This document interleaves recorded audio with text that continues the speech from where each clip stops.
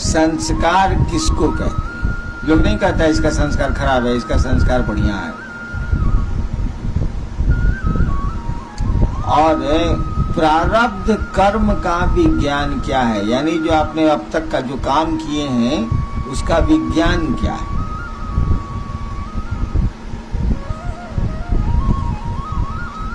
कल मैंने कहा था कि आज के लिए सवेरे चर्चा शुरू करूंगा, अभी समय पूछा तो मालूम हुआ कि 8 बजने हुआ। मैं यही सोच रहा था कि आदमी के बस में कुछ भी नहीं है। कल मैंने सोचा था कि सवेरे इस काम को करूंगा, 6:30 में शुरू करूंगा, 7:30 में खत्म कर दूंगा। आज सबसे ज्यादा विलंब से शुरू हुआ, 8 बजे। हाँ चलिए, संस्कार किसको कहते हैं समझिए।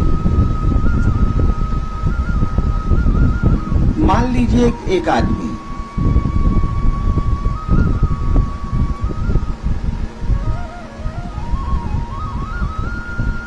वह आदमी रोज चुन चुन के एक कीड़े को मारता है। उसने तय किया है कि हम रोज एक कीड़ा मारेंगे। मान लीजिए कि 5 कीड़ों की हत्या की सजा भुगतने भर वो जिंदा है। बूढ़ा आदमी मान लीजिए थोड़ी देर के लिए, 50-60 साल का आदमी है, 70 साल का आदमी है, उसको सनक सवार है कि हम रोज वो कीड़ा मारेंगे। जब तक जिंदा रहा वो 5 साल 2 साल मारता रहा, मर गया, शरीर छोड़ दिया उसने। जितने कीड़े मारे उसने, उसका प्रतिफल, उसका प्रतिफल माने उसका रिएक्शन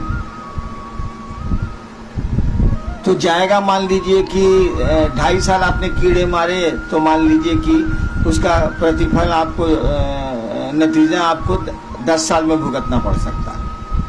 अब मर गया वो 2 साल के बाद, तो ये प्रतिफल तो बच गए, रह गए। मैं आदमी पर उदाहरण नहीं देना चाह रहा। जैसे एक आदमी है जिसने 20 हत्याएं की,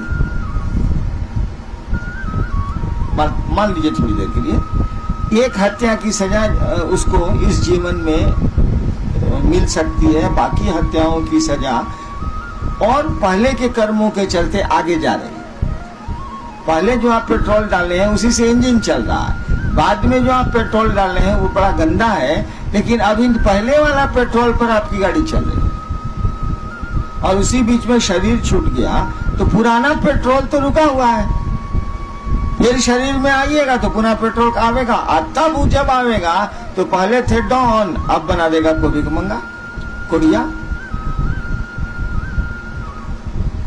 जो कर्म फल के बीज, जिन जिन कर्मों के फल के बीज आप अभी तक भोग नहीं पाए हैं, वो सुख हो या दुख हो, उसका नाम है संस्कार।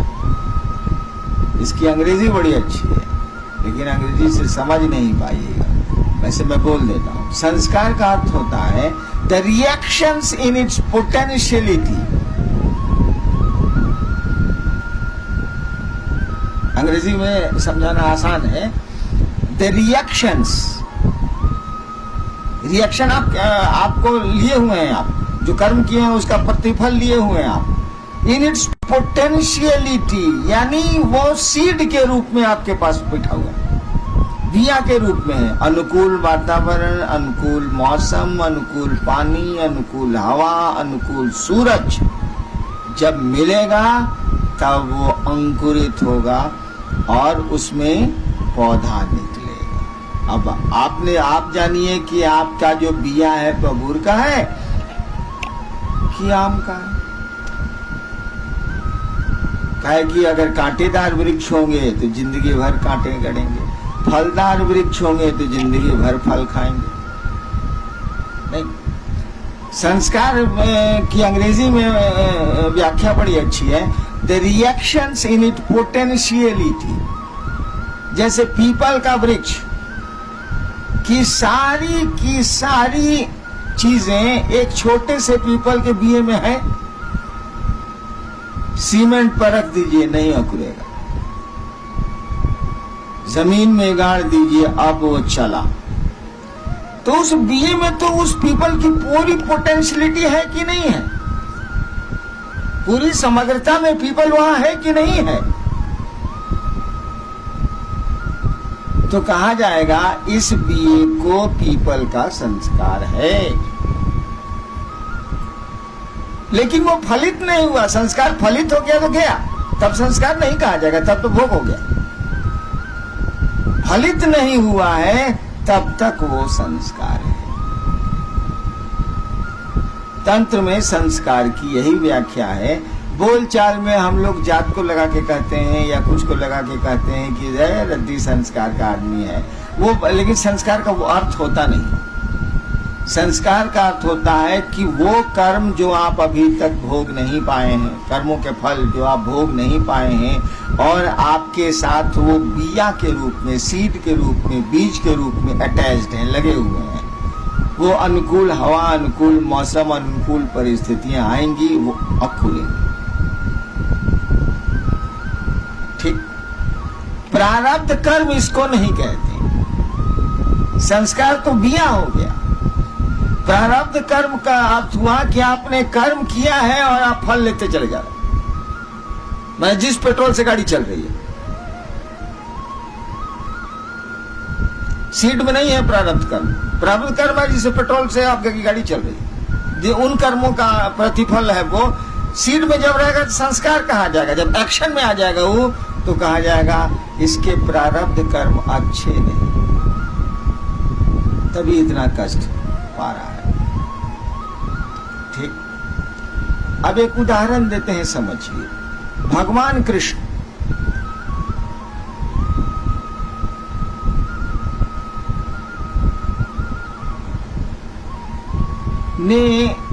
ने तो नहीं कहिएगा, भगवान कृष्ण के रहते उसमें उनकी सहभागिता रही है, इन्वॉल्वमेंट रहा है। रहते कितनी हत्याएं हुई सोचिए तो। अगर कहानी है, कहानियों पर चलते हैं, अब सच है कि झूठ है, नाम देखा नाम देखा, कितनी हत्याएं हुई। यानी भगवान कृष्ण को तो आने वाले 2-3 हजार जन्मों तक उसको तो पैखाना का पिल्लू बना देगा। काहे कि आपको जैसा कर्म किए हैं उसका फल सीड के रूप में है, तो एक्शन भोगिएगा ना, रिएक्शन भोगिएगा ना।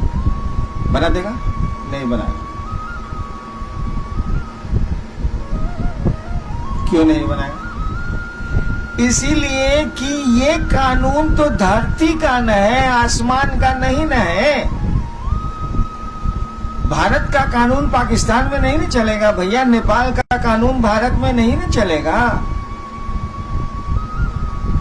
हम स्पष्ट हो रहे हैं। आप भारत के कानून से नेपाल में घुस जाइएगा तो नेपाल में हो सकता है अपराध नहीं हो, यहाँ अपराध हो, यहाँ अपराध नहीं हो, वहाँ अपराध हो, आपको अरेस्ट कर दिया जाएगा, सजा मिल जाएगी। यहाँ का कानून अलग है, उस देश का कानून अलग है। हो सकता है भी, बहुत जगह है, आपके कानून से दूसरे देश का कानून अलग है। नहीं तो भगवान श्री कृष्ण की पर्सनैलिटी, उनका व्यक्तित्व ऐसा है कि जो कहानियां हैं, जो मान्यताएं हैं, उसमें कहा गया ये तो भगवान आए थे, ये तो ईश्वर के अवतार थे। विष्णु के अवतार कहा ही जाता है। विष्णु के 10 अवतारों में एक राम है, एक कृष्ण है, एक बुद्ध है, महावीर भी। तो कहा गया ये तो विष्णु के अवतार है, यानी भगवान है। भगवान पर यह नियम नहीं लागू होता, ये धरती का नियम। लेकिन भगवान जैसे धरती पर आएगा, अब नेपाल का, आप हिंदुस्तान के आदमी गए नेपाल, छूट गए, अब हिंदुस्तान आपको क्या करेगा? अगर नेपाल से संबंध अच्छा नहीं तो क्या हम नहीं देंगे? तब ऐसे बहुत सारे मामले हैं, हमको नहीं बोलना चाहिए। नहीं,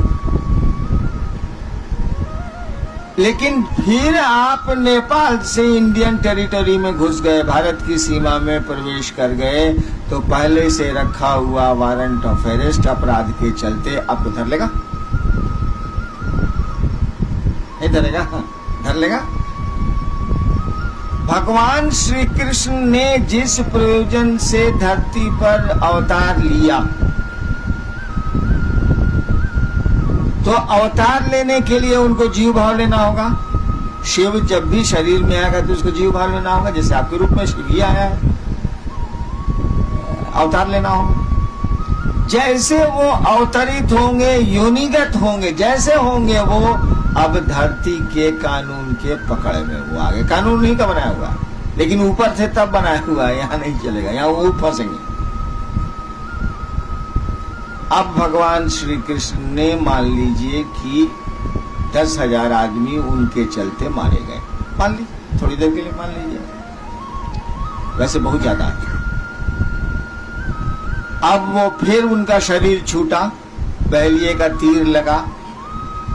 वैसे गंजन तो भगवान श्री कृष्ण का इसी जीवन में इतना हो गया कि मत पूछिए उतनी कहानी, क्योंकि महाभारत के बाद 36 साल श्री कृष्ण जिंदा रहे। आप नहीं जानते हैं कि 36 साल की हिन क्या। महाभारत जब खत्म हो गया, 18 दिन तो चलबे किया, उसके बाद 36 साल 107 या 8 साल की उम्र में उन्होंने शरीर छोड़ा। 36 साल वो जिंदा रहे और उनकी आंखों के सामने पूरा का पूरा यदुवंश समाप्त हो गया। उनकी आंखों के सामने उनके दोनों बेटों की हत्या हुई। हत्या नहीं हुई, उन्हीं के सामने उनके बड़े बेटे को मार के, बैठे हुए हैं पेड़ की जड़ के पास, मार के जूतों से उसके सर को रगड़ा जाने लगा। तब जाके श्री कृष्ण को थोड़ा क्रोध आया। उनके सामने बेटे उनके मारे गए, आपसे में लड़के मरे, कोई दूसरा नहीं मारा। उसके बाद जो खून का मारने जाने के जो खून का छींटा उनके देह पर पड़ रहा था, बैठे हुए थे पेड़ की जड़ के पास, छींटा जो पड़ रहा था उसी को धोने वो वहां गए थे। और धो के जैसे फिर वहीं एक पत्थर पर बैठे ही थे वो कि तीर आके लगा। पारधी आया दौड़ के, कहा कि पहचान लिया, कहा पारधी मैंने बह लिया। पारधी आया दौड़ के, कहा कि भगवान हमसे भूल गए, हमने समझा एक चिड़िया खूबसूरत सी है, लाल ओठ है उसके, मैंने तीर चला दिया। धुंधला था, अभी सुबह नहीं हुई थी पूरी तरह, धुंधला था, आज जहर वाला तीर था चला।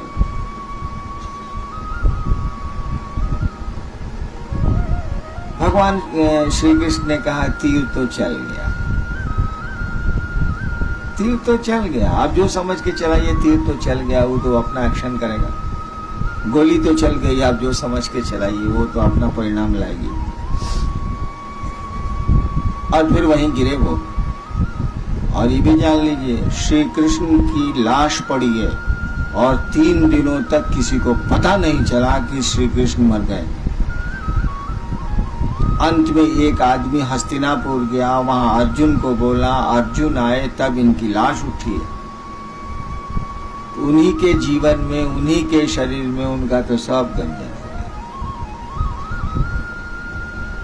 लेकिन अब वो वापस लौटेंगे, वो परमात्मा यदि हैं तो वापस लौटेंगे और फिर परमात्मा के सदृश परमात्मा के में समाहित हो जाएंगे या रहेंगे। अब वहां ये कानून नहीं लगेगा कि इतनी हत्याएं हुई, ऐसा हुआ, वैसा हुआ, वैसा हुआ, कुछ नहीं, सब खत्म। फिर वही श्री कृष्ण आसमान में श्री कृष्ण है। लेकिन अगर दोबारा श्री कृष्ण ने जन्म ले लिया धरती पर, इंटायर कर्म फल जो उनके संचित यहाँ रुके हुए हैं, कब से धर। आप अपराध करके गए हैं नेपाल, जिस दिन भी घुसिए हिंदुस्तान, वह वारंट ऑफ अरेस्ट आपको धरेगा। बाहर है तो नहीं धरेगा। प्रारब्ध कर्मों का यही विज्ञान है। और ये जान लीजिएगा, धरती का मानी केवल आदमी नहीं होता, सभी देवता धरती के में आते हैं। कोई देवता धरती की पकड़ से बाहर नहीं, एक्सेप्ट शिव और फिर उनके लोग, कोई धरती के बाहर नहीं है। यहां तक भी जिसको शिवलोक बोलते हैं, शिवलोक में शिव नहीं है, शिवलोक बोलते हैं, वह भी धरती की पकड़ में, माने वहां भी ये कानून लागू है। कौन कानून? प्रारब्ध कर्मों का कानून, कर्म और उसके फल का कानून। अब प्रारब्ध का, गोरखनाथ ने एक बार कहा था कि क्या तुम संस्कार की बात करते हो, क्या तुम कर्म फल की बात करते हो, मैं तुम्हारे कर्म फल को, मैं तुम्हारे संस्कार को दग्ध कर दूंगा। अब इसकी व्याख्या देखिए, गोरखनाथ जैसा आदमी कहता है कि मैं तुम्हारे कर्म फल के बीज को दग्ध कर दूंगा, यानी आप इतना मकई का बिया ले लिए हैं रोपने के लिए, एक आदमी आपकी मालकिनी आती हैं, उनको नहीं मालूम है कि आप रोपने के लिए मकई रखे हैं, तावा पर उठाती हैं, देती हैं भूज रही हैं, अब लामा फूटने ही वाला है कि आप कहते रे रे रे रे काकी हमको तो रोपना था, ये तो भुजा बना दी इसका। रुक तो गई वो, कहा ठीक है नहीं भूजे, लेकिन क्या वह बिया पेड़ बनेगा? नहीं बनेगा, लेकिन वह मकई का बिया रहेगा। समझे? अकुरेगा नहीं, उससे मकई नहीं निकलेगी, पौधे नहीं निकलेंगे, लेकिन बीमा रहेगा। नहीं समझ रहे? बिया रहेगा। गुरु को अधिकार है, सदगुरु, सच्चे गुरु, सही गुरु को अधिकार है कि वे आपके कर्म फल को दग्ध कर दें, अच्छे कर्म फलों को विशाल कर दें। जैसे बहुत अच्छा कर्म है आपका और बुरे कर्मों से आप घिरे हुए हैं, अभी पेट्रोल जो चल रहा है उससे आप घिर गए, आपका अच्छा कर्म नहीं काम कर रहा है, उनको पावर है कि बुरे कर्म के बीज को वो जला दें, अच्छे कर्मों के बीज को पानी हवा दे दें। ये गुरु का अधिकार है, लेकिन गुरु को ये अधिकार नहीं है। ईश्वर की कुर्सी पर फिर है शिव को, लेकिन शिव गुरु को ये अधिकार नहीं है कि वह जो मकई का दाना दग्ध होके तावा में पड़ा हुआ है उसको मिटा दे, उसको वो नहीं मिटा सकता गुरु की कुर्सी पर। ईश्वर के रूप में तो उनका कानून है, वो कानून को तोड़ ही नहीं सकते। गुरु की कुर्सी पर आपके कर्म फल को वो इनहेंस करके, बड़ा करके विशाल कर सकते हैं। एक क्षण के संस्कार को, एक क्षण के आपके कर्म फल के बीज को, जिसमें साधु होने की कैपेसिटी है, वो एक क्षण है बस।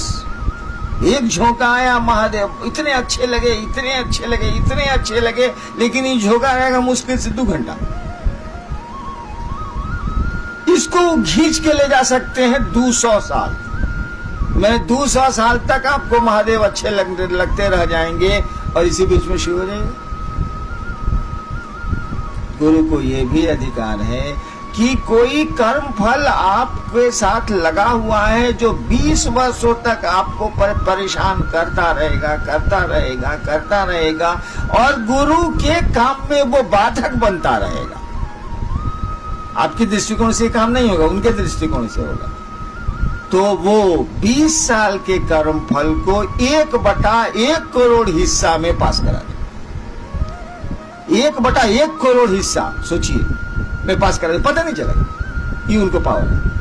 लेकिन वो सीड को नहीं हटा सकते, सीड रहेगा, वो उतना आपको लेना पड़ेगा।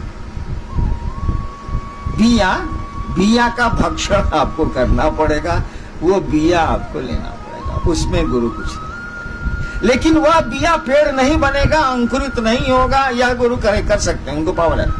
सही गुरु को, उनको पावर है। लेकिन बिये को हटा देने का पावर मात्र शिव को है, क्योंकि मात्र शिव महेश्वर शिव, ईश्वर शिव, भगवान उनको है और वो उन्हीं का कानून है, इसीलिए हटाते नहीं है। उन्हीं का नियम है, उन्हीं की इच्छा से ये सिस्टम चल रहा है।